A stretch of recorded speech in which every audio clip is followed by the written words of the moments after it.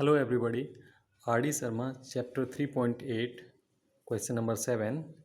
The sum of a numerator and denominator of a fraction is 18. If the denominator is increased by 2, the fraction reduces to 1 by 3.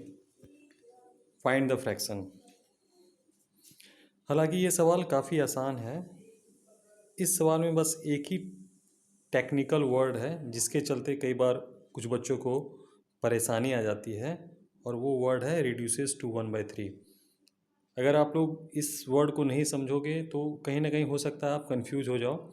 आप क्या करोगे कि जो आपका equation होगा उसमें आप कंफ्यूज कर जाओगे। रिड्यूसेस टू और एक वर्ड होता है रिड्यूसेस बाय। रिड्यूसेस टू इसका मतलब हुआ कि वो रिड्यूस होकर इक्वल टू हो जा रहा है जो भी आपका सवाल में दिया गया है। अगर जैसे इस सवाल में दिया गया है रिड्यूसेस टू 1 by 3, तो वो रिड्यूस होके आपका जो नया फ्रैक्शन हो जा रहा है 1 by 3। ऑलरेडी ये दिया हुआ है 1 by 3। अगर यहाँ पे रहता रिड्यूस्ड बाय 1 by 3 तो हम दोनों फ्रैक्शन जो आपने जो माना है और जो आपका फ्रैक्शन बन रहा है अकॉर्डिंग टू क्वेश्चन, उन दोनों को माइनस करके 1 by 3 आता। बट यहाँ पे क्या है रिड्यूसेस टू 1 by 3, तो इसका मतलब ये हुआ कि जो अकॉर्डिंग टू क्वेश्चन है वो रिड्यूस होके 1 by 3 हो जा रहा है। बाकी इस सवाल में और कुछ भी कंफ्यूजिंग नहीं है। कई बार बच्चे जब सवाल बनाने के दरमियान में इस टेक्निकल वर्ड को समझते नहीं हैं और इक्वेशन में x/3 जो आपका ओरिजिनल होता है उसमें 1 by 3 को माइनस करते हैं या दोनों इक्वेशन को सब्सट्रैक्ट करके उसका वैल्यू 1 by 3 रखते हैं, जिस वजह से फिर आंसर तक पहुंचने में उनको कठिनाई आती है। तो अब बाकी इस सवाल में कुछ भी नहीं है। हर सवाल की तरह हमने इसमें let the numerator of the fraction x and denominator equal to y माना कि आपके फ्रैक्शन का न्यूमरेटर x है, डिनोमिनेटर y है, तो फ्रैक्शन आपका क्या हो गया x/y। अब देखिए पहला कंडीशन क्या कह रहा है कि the sum of numerator and denominator of fraction is 18।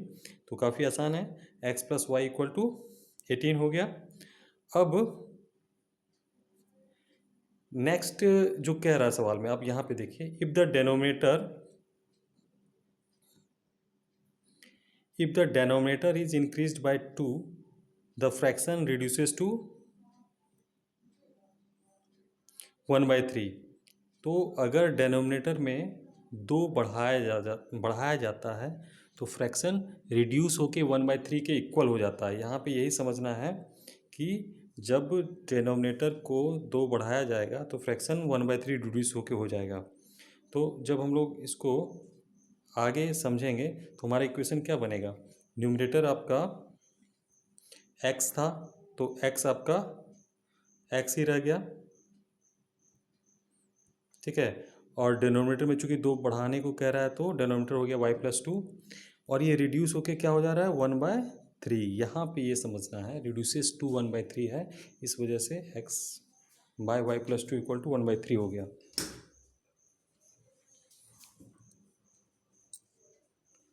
ठीक है, तो इस इक्वेशन को जब हम लोग आगे बढ़ेंगे क्रॉस करेंगे, क्रॉस मल्टीप्लिकेशन करेंगे,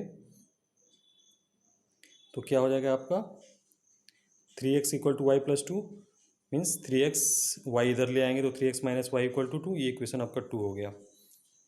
तो यदि हम लोग इक्वेशन 1 जो आपका था x + y = 18, ये वाला इक्वेशन फर्स्ट इक्वेशन है आपका, और जो आपका दूसरा इक्वेशन है 3x - y = 2, इन दोनों ऐड करेंगे तो हमारा क्या हो जाएगा 4x = 20। तो x का वैल्यू क्या हो जाएगा 20/4 = 5, और फ्रॉम इक्वेशन 1 से 5 + y = 18 हो गया। चूँकि x का वैल्यू 5 आ गया हमारा, तो y = 18 - 5 = 13।